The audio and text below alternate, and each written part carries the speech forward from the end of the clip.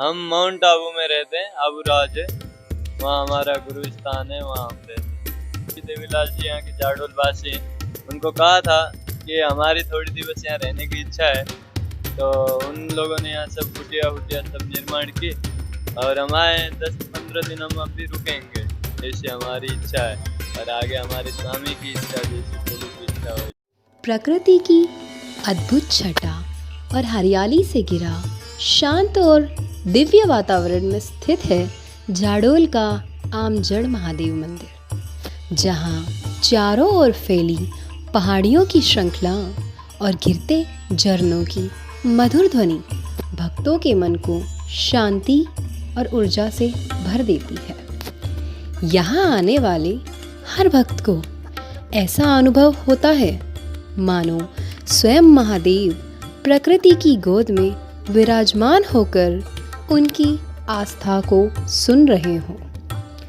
पक्षियों की चहचहाट और बहते जल की ध्वनि के बीच गूंजती ओम नमः शिवाय के जयकारे वातावरण को और भी पावन बना देते हैं।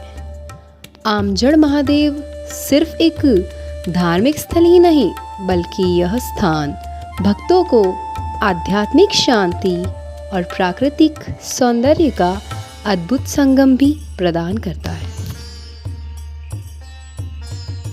नमस्कार साथियों, आप सभी का स्वागत है NP24 न्यूज़ चैनल में। आज हम झाडोल की तपोभूमि में सैर करते हुए आमजड़ महादेव में आए हैं और आज यहाँ पर बहुत ही पहुँचे हुए संत महात्मा पधारे हैं।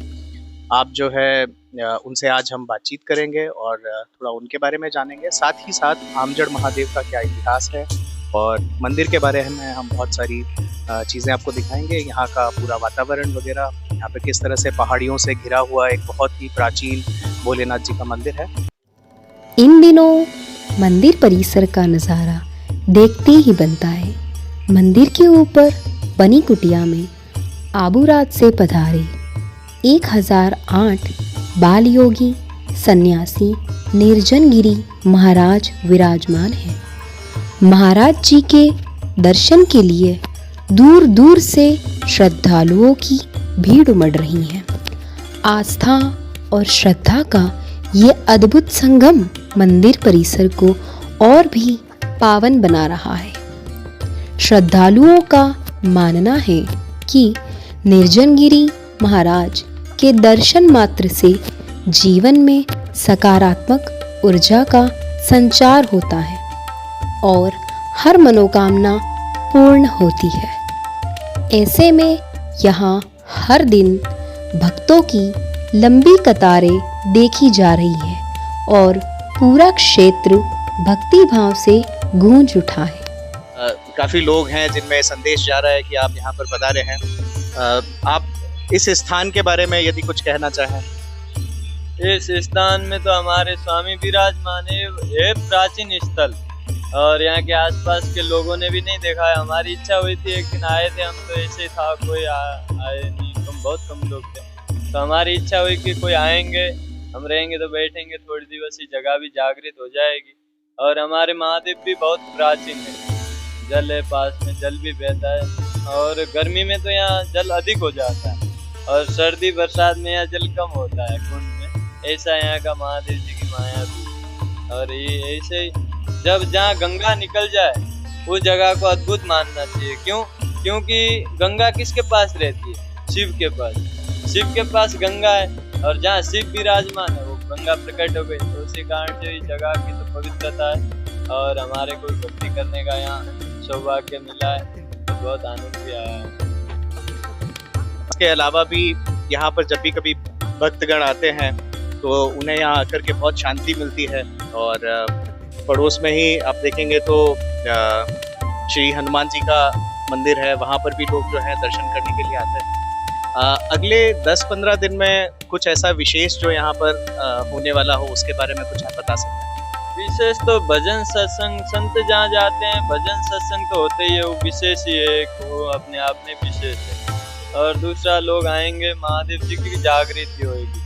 यहाँ जाडोल वासियों को ये भी पता चलना चाहिए कि नहीं, एक महादेव जी हमारे वहाँ भी है, हम भी जाए रोज। एक नियम बनाए, सब लोग जरूर पधारे हैं। ये प्राचीन स्थान है। यहाँ पे मेरे को और बड़े बुजुर्ग को और यहाँ के ऋषियों से पता चला है कि ये लगता है कि महाराणा प्रताप जब राज तिलक हुआ था, इसी रास्ते से अवरगढ़ पहाड़ियों पर उन्होंने विराजे थे। तो महाराणा प्रताप शिव के बड़े उपासक थे। जहाँ जहाँ पर भी महाराणा प्रताप और उनकी सेना रुकी, वहाँ पर शिवलिंग की स्थापना जरूर की। तो मुझे भी ये लगता है और बड़े बुजुर्ग और उनसे पता चला है कि ये स्थान भी उन्हीं के हाथों से स्थापित है। यहाँ पे एक तो ये एडवेंचर स्थान है जहाँ पे गुजरात के टूरिस्ट भी सुबह सुबह दर्शन करने आते हैं, और पूरा जंगल जड़ी बूटियों से भरा हुआ है और बहुत ही पौराणिक स्थान है। प्राचीन शिवलिंग है। काफ़ी लंबे समय से, बचपन से हम लोग यहाँ पे आते हैं, जाते हैं, सेवा करते हैं, पूजा अर्चना करते हैं और दर्शन करने के लिए, और छोटा मोटा काम भी देखते हैं हम लोग।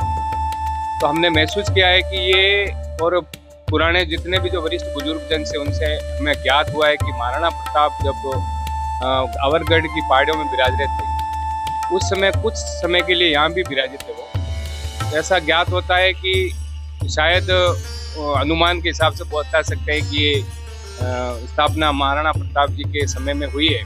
बहुत ही प्राचीन मंदिर है और यहाँ पे एक शिलालेख भी लिखा हुआ है। उसकी जानकारी अपन को पड़ती नहीं क्योंकि वो किस लिपि में लिखा हुआ है, परंतु बहुत ही पौराणिक स्थान है, चमत्कारिक स्थान है और काफी श्रद्धालु यहाँ पे आना शुरू हुआ है पहले भी। जाडोल का आमजड़ महादेव मंदिर, जहाँ एक ओर प्रकृति का अलौकिक सौंदर्य तो वहीं दूसरी ओर शिव भक्ति का अद्भुत संगम नजर आता है।